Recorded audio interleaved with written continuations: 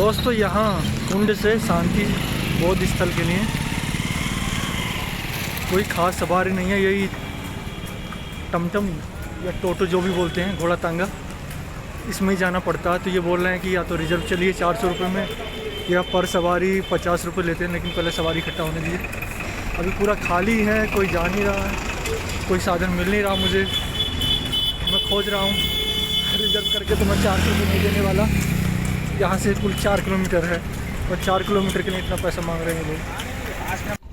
तो देखिए गाइज, काफ़ी देर वेट करने के बाद हमें एक बस मिल गई है जो आधे रास्ते तक छोड़ देगी, उसके बाद हमें पैदल ही जाना है।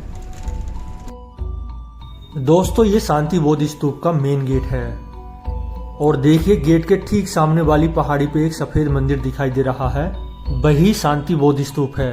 देखिए पहाड़ी की चोटी पर है, इसलिए नीचे से ट्रॉली द्वारा रोपवे के माध्यम से ऊपर जाया जाता है। दोस्तों कुंड से लगभग 5 किलोमीटर की दूरी पर शांति बौद्ध स्तूप है। दोस्तों अब यहाँ से हम पैदल यात्रा शुरू करेंगे और आप भी हमारे साथ आखिर तक बने रहेंगे। गाइस गर्मियों के दिनों में अगर आप फैमिली के साथ आते हैं या अकेले भी आते हैं तो पैदल यात्रा ना करें, क्योंकि यहाँ बहुत धूप हो रखी है। कुंड से ही टोटो या टमटम बुक कर लें। जो भी आप टोटो या टमटम बुक करेंगे वो सीधे बौद्ध स्तूप लेकर आएगा और यहाँ पर तब तक रुकेगा जब तक कि आप घूमकर वापस ना आ जाएं। यही टोटो या टमटम वापस आपको कुंड तक पहुँचाएगा उतने ही पैसे में, तो इसलिए ये बुक करके ही आए। दोस्तों मुझे पैदल चलना और घूमना बहुत अच्छा लगता है और साथ में बुकिंग के पैसे भी ज़्यादा बता रहे थे, इसलिए मैं पैदल ही निकल पड़ा हूँ। दोस्तों बताते चलें कि बौद्ध धर्म के 4 तीर्थ स्थल हैं।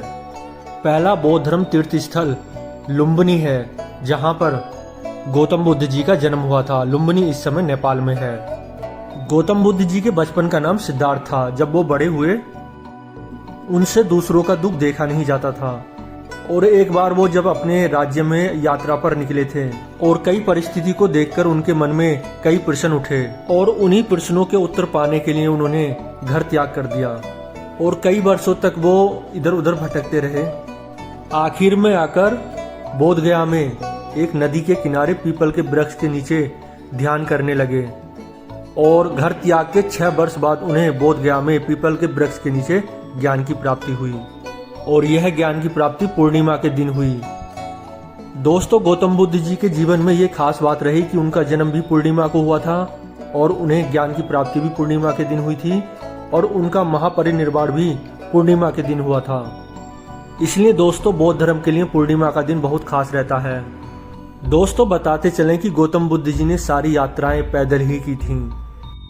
वो लुम्बिनी नेपाल से पैदल चलकर बोध गया आए और बोध गया में ज्ञान प्राप्ति के बाद पैदल चलकर सारनाथ पहुंचे और उन्होंने जनहित के लिए अपना पहला उपदेश सारनाथ में दिया। तो इस प्रकार बौद्ध धर्म का दूसरा तीर्थ स्थल बोध गया है और तीसरा सारनाथ है। दोस्तों धूप काफ़ी हो रखी है और चारों तरफ वन है, पहाड़ियाँ हैं, एकदम उत्तराखंड जैसा फील आ रहा मुझे, क्योंकि मैं उत्तराखंड में ही जॉब करता था। और दूर दूर तक कोई नहीं है, बस ये अच्छी बात है कि यहाँ जानवर का खतरा नहीं है। उत्तराखंड में जानवरों का खतरा था।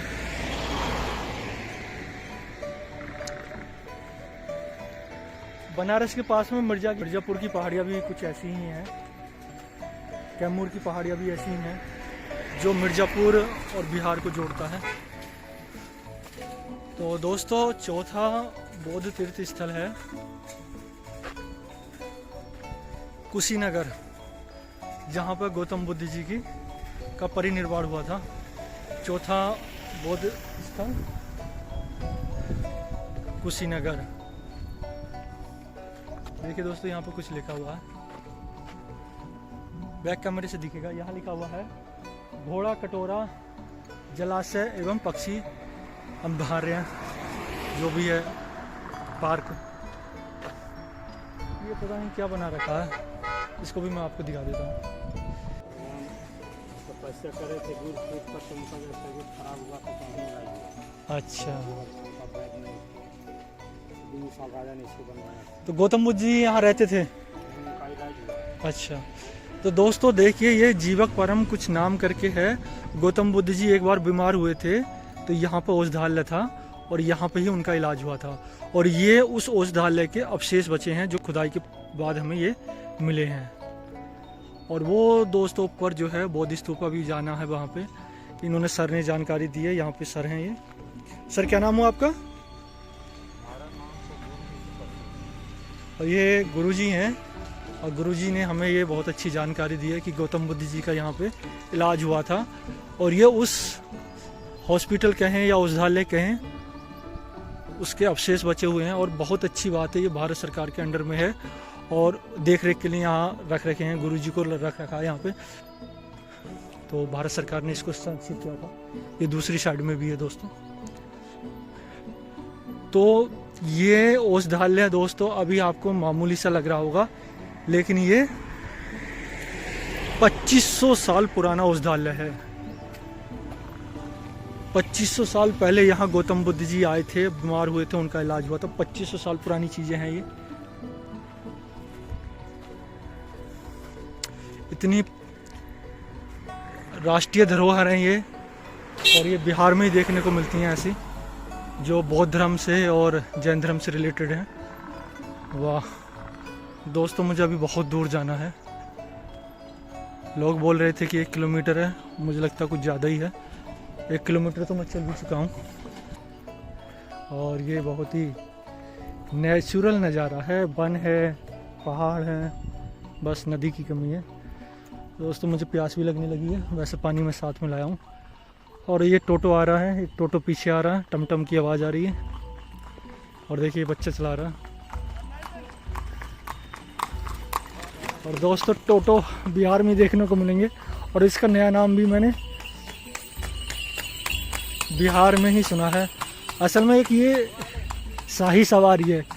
इस टोटो पे ऊपर एक बढ़िया सा बेड डाल रखा है, उस पर लोग बैठ रहे हैं। जैसा कि दोस्तों मैंने बताया कि बौद्ध धर्म के 4 तीर्थ स्थल थे। तो कुशीनगर में महापरिनिर्वाण हुआ था गौतम बुद्ध जी का, वहाँ पर भी बौद्ध स्थल बना हुआ है। उन चारों के अलावा भी जहाँ जहाँ गौतम बुद्ध जी रहे हैं और ज्ञान उपदेश दिए हैं, तो वहाँ पर भी गौतम बुद्ध जी के स्तूप बनाए। वैसे तो पूरी एशिया में और पूरे भारत में एक समय में बौद्ध धर्म ही हुआ करता था। और अशोक, महान अशोक हुए थे, उन्होंने बहुत सारे बौद्ध धर्म के स्तूप बनाए थे। अभी एक हमारे भाई ने बताया कि अभी 100 मीटर बचा है, तो मैं चल रहा हूँ। दोपहर हो कर रखी है, एकदम कड़क धूप है।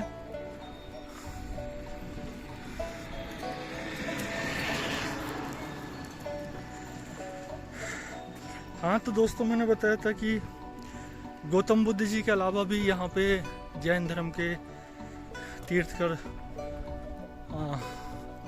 स्वामी, नाम बोल रहा हूँ मैं, महावीर स्वामी, 24वें तीर्थकर थे महावीर स्वामी। पहले थे ऋषभदेव और 23वें थे पार्श्वनाथ। तो उनसे पहले जो 23 रहे थे महावीर स्वामी जी से, तो उनके भी यहाँ पे बहुत चीज़ें हैं, जन्म स्थान या महापरिनिर्वाण स्थल। तो महावीर जी का यहाँ से 12-13 किलोमीटर की दूरी पे महापरिनिर्वाण स्थल है पावापुरी में। और यहीं से 15 किलोमीटर की दूरी पर नालंदा यूनिवर्सिटी, सबने नाम सुना होगा। प्राचीन काल में सबसे बड़ी यूनिवर्सिटी थी नालंदा यूनिवर्सिटी। और उस समय भी भारत में विज्ञान पढ़ाया जाता था। और चीन के कई सारे बहुत ही फेमस दार्शनिक यहाँ पढ़ने के लिए आए थे। अंग्रेज भी बहुत सारे यहाँ पढ़ने के लिए आए थे। तो नालंदा यूनिवर्सिटी उस समय बहुत ही फेमस यूनिवर्सिटी थी। और ये बंदर भी बैठा उनकी दिखा रहा था। तो एक मूर्ख ने वो यूनिवर्सिटी और लाइब्रेरी चला दी थी। कई सालों तक वो लाइब्रेरी चली थी, इतनी सारी किताबें थी। भाई कितना दूर है अभी? बहुत दूर। तो नालंदा यूनिवर्सिटी अभी घूम नहीं सकते क्योंकि हमारे पास उतना टाइम नहीं है। दोस्तों फाइनली हम आ चुके हैं बौद्ध स्तूप, शांति विहार बौद्ध स्तूप पे, और काफ़ी चहल महल है यहाँ पे। काफ़ी टूरिस्ट आते हैं और बहुत सारे अंग्रेज भी देखने को मिलेंगे आपको। अब यहाँ से दो रास्ते हैं, या तो रोपवे के थ्रू या फिर पैदल।